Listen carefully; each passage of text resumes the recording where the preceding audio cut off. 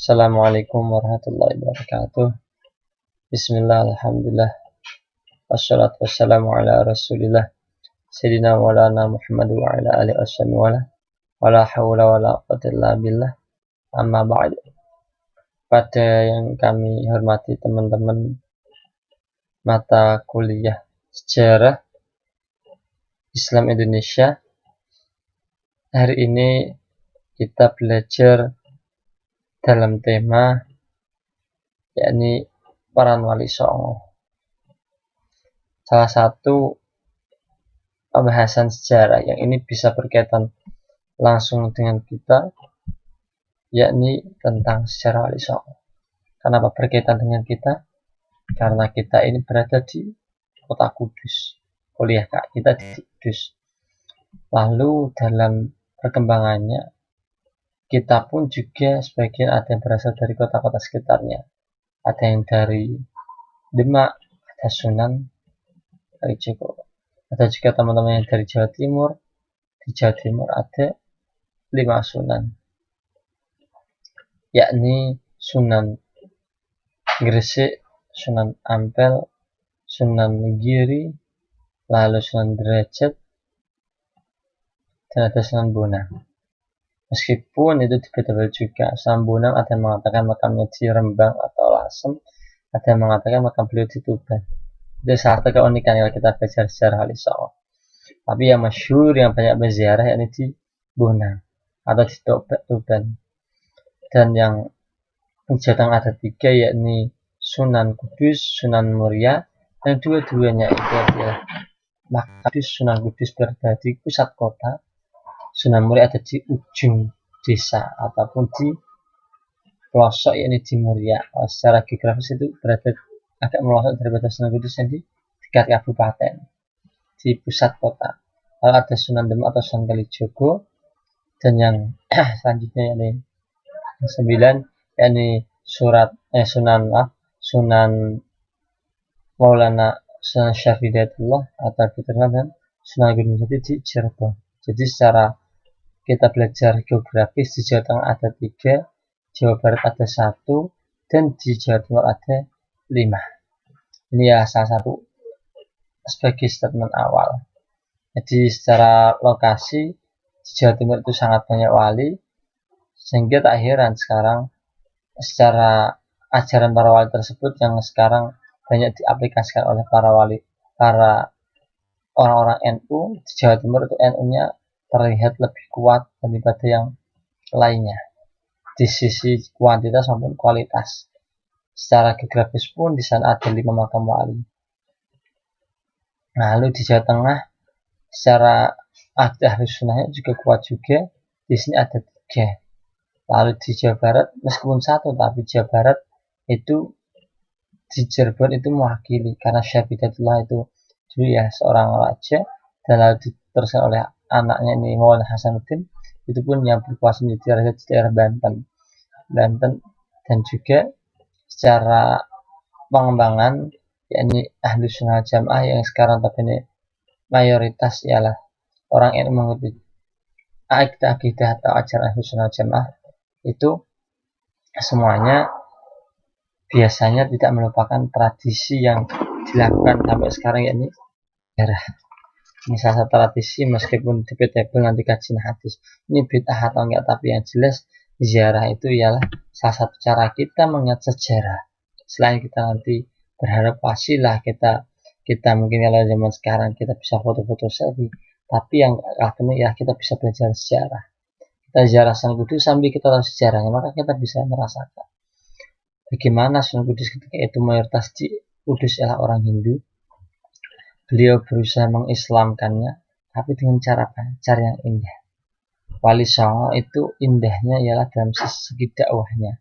Dakwah Wali Songo ialah dakwah yang rahmatan lil alamin, tidak dengan perangan.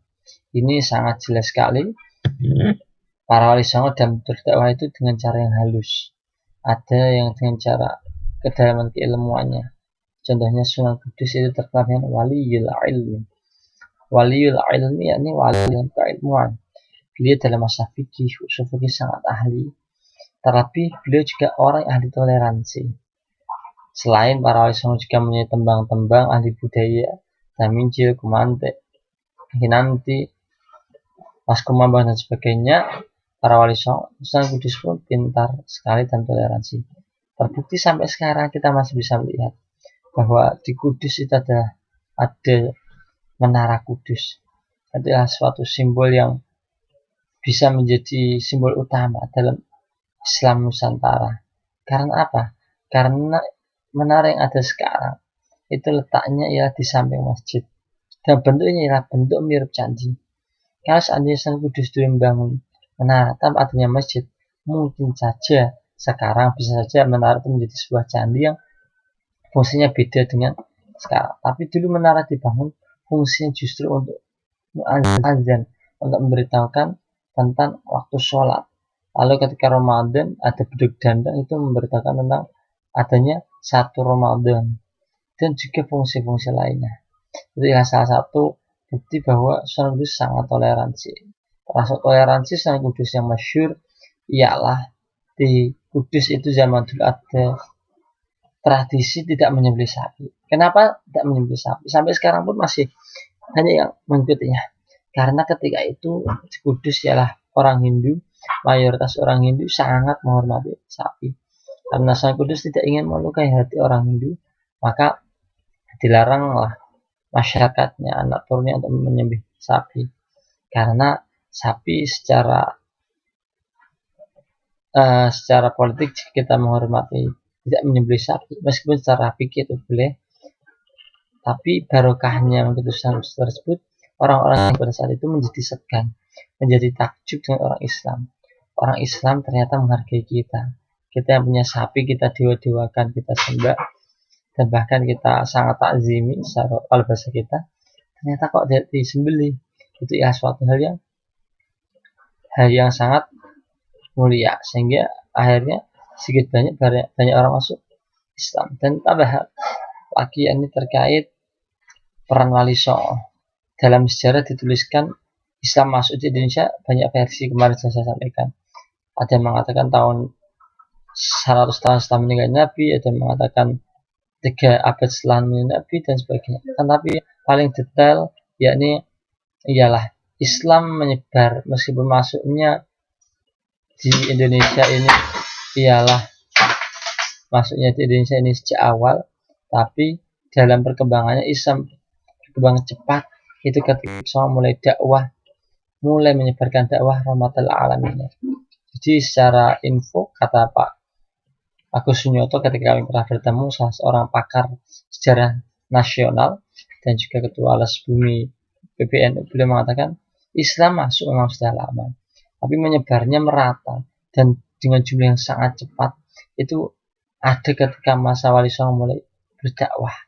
Itu ya salah satu yang sangat besar peran Wali Songo. Kalau saja tidak ada Wali Songo, mungkin kita sekarang nggak ada yang namanya IAIN, nggak akan ada kita yang beragama Islam.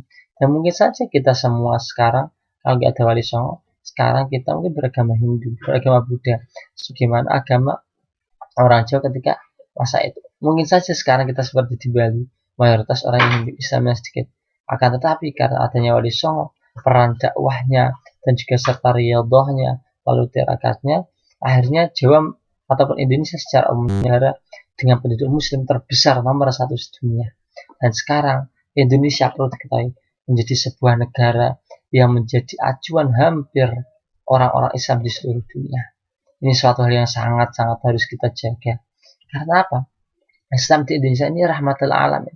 Meskipun dominan orangnya NU, tapi orang NU tidak menjajah orang yang Muhammadiyah, orang yang aliran lain, tapi mereka berhidup berdampingan dengan baik. Orang Kristen dihormati. Bukan maksud kita memuliakan orang Kristen, tapi menghormatinya ialah tanda kita ialah menghargai sesama manusia, yakni persaudaraan, ukhuwah insaniyah. Lalu juga tambahan sedikit, ada salah satu cerita, ada seorang mufti di Syria atau ketua MUI lah istilahnya di Syria. Syria ini negara yang ada ISIS, dan negara itu yang kemarin banyak problem di sana, yakni orang muftinya sampai sekarang pergi-pergi memakai baju hitam polos sebagaimana di Indonesia. Karena apa? Karena ternyata beliau ya cinta Indonesia, sebuah negara yang kaya dan damai dan juga tetap beragama Ahlus Sunnah. Assalamualaikum.